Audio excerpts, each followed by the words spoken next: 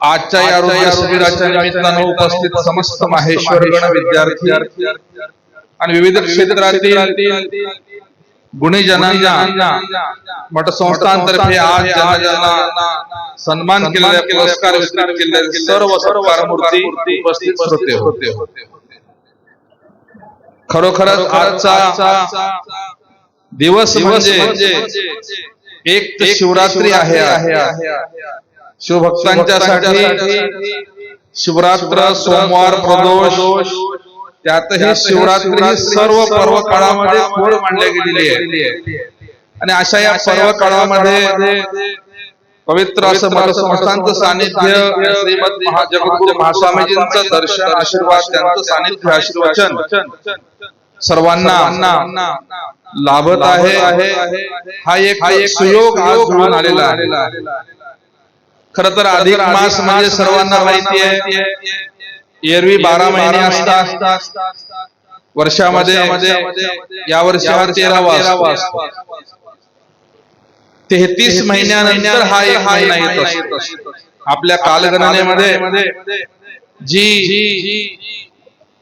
निसर्गावर अवलंबून आहे, चंद्राची गती, सूर्याची गती याच्यावर अवलंबून आहे, त्या कालगणनेमध्ये शिल्लक राहिलेले दिवस एकत्रित करून 33 महिन्यानंतर हा अधिक मास येतो. म्हणून पिसावरती धोंडे वगैरे देण्याची प्रथा आपल्या संस्कृतीमध्ये आहे.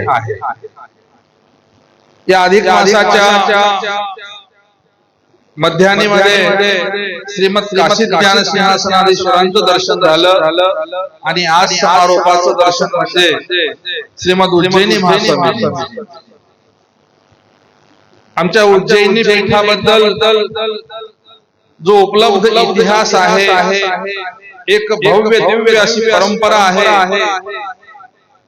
ज्या पीठाचं चालुक्य आदी राजांनी सुद्धा शिष्यत्व पत्करलं आणि ज्या इतिहासाच्या पाऊल पुन्हा आपल्या परिसरात सुद्धा उपलब्ध आहेत, हे मी नेहमी वारंवार सांगत असतो.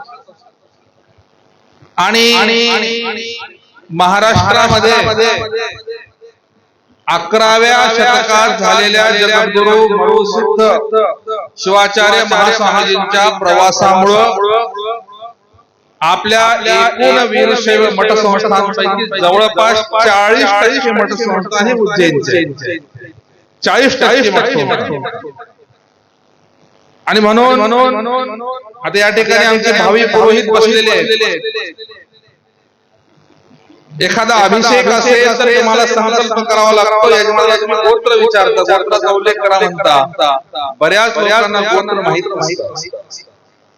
जसं वैदिकांच्या मध्ये ऋषी गोत्र आहे, तसं आपल्यामध्ये 5 गुरु गोत्र आहेत. तुम्ही ज्या मठ संस्थांचे शिष्य ते गोत्र तुम्हाला लागू होत असते. म्हणून ज्याप्रमाणे ऋषी गोत्रीय परंपरेमध्ये अभिषेक करत असताना गोत्र माहित नसेल तर ते वैदिक लोक सांगतात सरळ कश्यप म्हणून टाकावं, कारण कश्यप गोत्र असणाऱ्यांची संख्या जास्त. तसं जर तुमच्या यजमानाला जर गोत्र माहित नसेल तुम्ही सरळ नंदी म्हणून टाका, काही बिघडणार नाही. कारण 40% मठ नंदीच गोत्राचे. त्यामुळे तुम्ही सरळ नंदी गोत्र म्हणून उल्लेख केला तर काही फरक पडणार नाही. जसं त्यांचे कश्यप विचारतात. आणि ह्याचं मी जे हे सांगतो ठामपणे, जळगाव खानदेशामध्ये जळगाव जामोद जवळ एक उज्जैनी गाव आहे. तिथून अजिंठा परिसरामध्ये अनेक सिद्धेश्वराची मंदिर आहे. जालना जिल्ह्यामध्ये उज्जैन पुरेपुरी नावाचं गाव आहे. तिथून आल्यानंतर किनगाव जवळ मरुसिद्ध आहे आणि उजनी नावाचं गाव आहे. तिथून पुढे गेला तर तुम्हाला बासुंदीचं औषध उजनी गाव सगळ्याला माहिती आहे, गोड आहे नाव बासुंदी. तिथून पुढे गेला तर पंढरपूरला पाणी पुरवठा करणारं धरण उजनी म्हणतात, टेंभुर्णी जवळ. तिथे उजनी आहे आणि त्या धरणामध्ये पळसनाथ मंदिर आहे. उज्जैनी महास्वामी पलाश जळ धारण करतात. आणि तिथून पुढे गेला तर खाली सिद्धन केली आहे. तिथून पुढे गेला तर मरुळी नावाचे एक गाव आहे. मरुळी गावाचं नाव पाहिल्यामुळे मला प्रश्न पडला, मरुळी का असावा? लगेच मी थांबलो. थोडासा पुरातत्व शास्त्र आणि इतिहासाचा अभ्यास असल्यामुळे जाऊन पाहणी केली. इथं असलेल्या आपल्या प्राचीन मंदिरावर आज अतिक्रमण आहे, तिथं दर्गा उभारली गेलेली आहे, परंतु तिथं सुद्धा उज्जैनी महास्वामीच्या पाऊलखुणा आहेत. आणि म्हणून उत्तर भारतातल्या उज्जैन दक्षिणेतला प्रवास आणि तिथून परतीच्या प्रवासामध्ये आपल्याला जवळ आपण भाग्यवान आहोत. कोणी हॉटेलला गेला असाल, आपल्या बऱ्याचशा वीरशैव मंडळी कुलदैवत पुरुष मानतात परमेश्वराला. हॉटेल जवळ परमेश्वर मंदिर आहे, एक सिद्धेश्वर मंदिर आहे, एक रेब्बेश्वर मंदिर आहे आणि परमेश्वर मंदिर, 3 मंदिर प्रसिद्ध आहे. सिद्धेश्वर म्हणजे साक्षात मरुळ सिद्धेश्वरांचा आणि तिथला स्थानिक राजा होता रेब्ब नायक, त्याचं रेब्बेश्वर मंदिर आहे. आणि त्या सगळ्या त्या रेब्बेश्वराचं मूळ राजा सोमेश्वरानं पुढे दीक्षा घेतल्यानंतर महास्वामीजीकडून त्यानं परम भट्टारक परमेश्वर अशी त्यानं पदवी धारण केली होती, म्हणून त्याला परमेश्वर मंदिर म्हणतात. त्याच्या हातात लिंग आहे, ती मूर्ती आहे 1087 इसवी सन 1087. हे केवळ मी सांगत नाही, ते आर्किओलॉजिकल पुरावे अभ्यास करू शकतो. आपल्या जवळ आहे हॉटेल. तिथून मग ते पुढे बेटमोगरा पूर्णा जात असं साखरखेड्याला गेले. परत आज आपण त्याला प्रसिद्ध मठ संस्थान म्हणतो, तिथे त्याने समाधी घेतली. असा एक इतिहास आहे ढोबळ. आणि म्हणून आपल्या महाराष्ट्रामध्ये एकूण मठ संस्थांपैकी 40% मठ संस्थान हे आपल्या उज्जैनी पीठाचेच आहेत. आणि आपले जगद्गुरूंचं आज आपलं दर्शन झालं, हे महत् भाग्य आहे. आणि म्हणून पुन्हा सांगू इच्छितो की पुरोहित मंडळींना यजमानाला जर त्याचं गोत्र माहित नसेल, सरळ नवी गोत्र म्हटलं तर काही बिघडणार नाही. आणि म्हणून अशा आपल्या खरं तर या विषयावर बोलावं थोडं कमी आहे. मी मागे कर्नाटक दौऱ्या अभ्यास दौऱ्याला गेलो असताना पट्टदकल जे आहे ऐहोळे पट्टदकल बनशंकरी हे प्रसिद्ध आहे, परंतु पट्टदकल जे आहे बदामी तालुक्याचा जिथं राज्याभिषेक व्हायचा ते ठिकाण आहे, म्हणून नाव पट्टदकल आहे. तिथं राजा पुलकेशीच्या राणीने एक नवस केला की आजच्या ओरिसावर विजय मिळू दे.